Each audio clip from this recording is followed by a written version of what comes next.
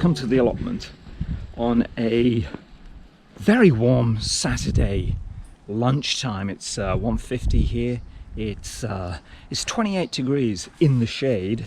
28 degrees in the shade. It's probably about 30 out here, but it feels pretty good. I just restaked the tomatoes, so they were on small seedling stakes. Now I've put them on the big stakes, you know.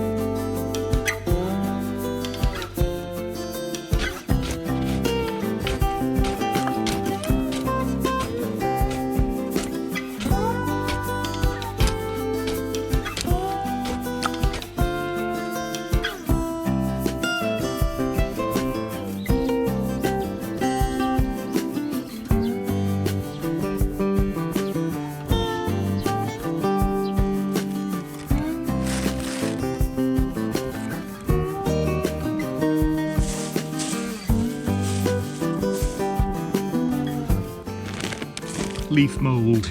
Someone said I should be, you know, adding a bit of soil improver or something, so some organic matter. These peppers, you know, I grew various peppers from seeds, and they all came up. So there was some habaneros, there were some jalapenos, there was some ghost peppers, which I do know, but the rest all got mixed up, so I have no idea now what they are, so I just have to wait and see when they come up. Although the shape looks a bit like jalapeno, so it's already been potted on a little bit, but oh, the roots are already at the bottom, so excellent. It looks pretty good. I'm going to take off these bottom leaves, just put those off like that, and I'd like to get this a little bit lower actually. I think, there you go. Maybe that's a good depth for a pepper. Okay. Alright, John, that looks reasonably reasonable, I would say.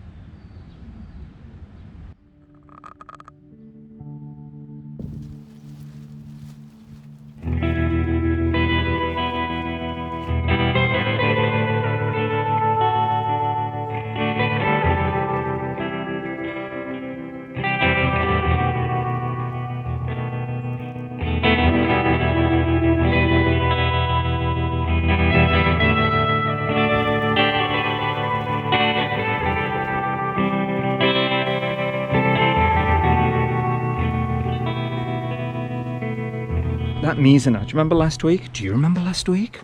I don't. I don't remember tomorrow. I don't remember tomorrow or yesterday. But last week, the Mizana I said was, you know, just perfect. And I always leave it a bit too long. So even 1 week can make, look. See, those last week I said, look at these are really small, but they're really, yeah, growing. They're really growing. That's what they do. These plants, they just grow. You know, give them half a chance and they will grow. All my neighbours, it looked like they just had a few things, but their few things usually produce more than my many weedy things. For example, Look at my neighbour's cucumbers. Now, beautifully staked. Look at that structure. That is not going anywhere. You know, I just stick up one stake, whereas this looks like he's got a pepper here as well. The Jerusalem artichokes, they are really, really growing. My neighbour just gave me this. These are shintama, new onions. That's fantastic. We'll have those tonight, I think.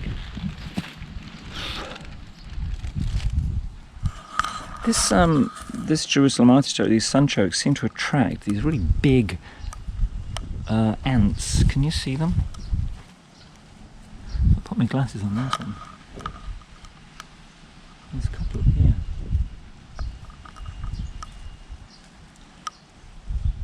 Not quite sure what they're after, but they're big. As I mentioned last week though, when I see ants I go into attack mode, because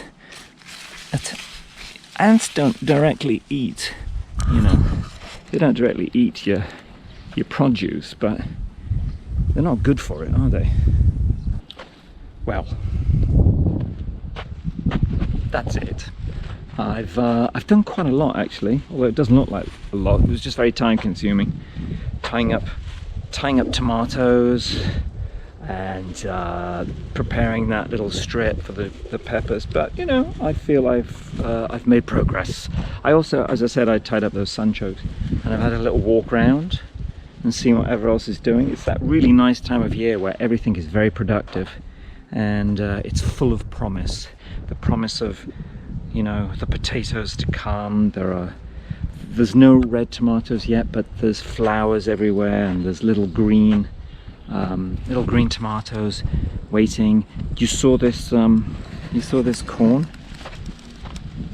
That's pretty good, isn't it? That is. I've tried corn once, and it was a failure. Look, he's already got wow, he's got the cobs already starting. And he's also got them, you know, what do you call it? Partner planted with the beans. And the beans, look, you can see the beans crawling up. Except for this one, which has all these black fly. All the rest are completely fine. Got a little ladybird there. This is great. It must be about, what? About 25? Very nice. That's what I mean. So there's all this promise of produce promise. Me too, actually. I picked some Mizuna. I picked 2 lots more, so that'll be something for the salad tonight. But for now, that's it. This is John at the Allotment saying thank you so much for watching, and I will see you again here in the Allotment probably another time, maybe next week.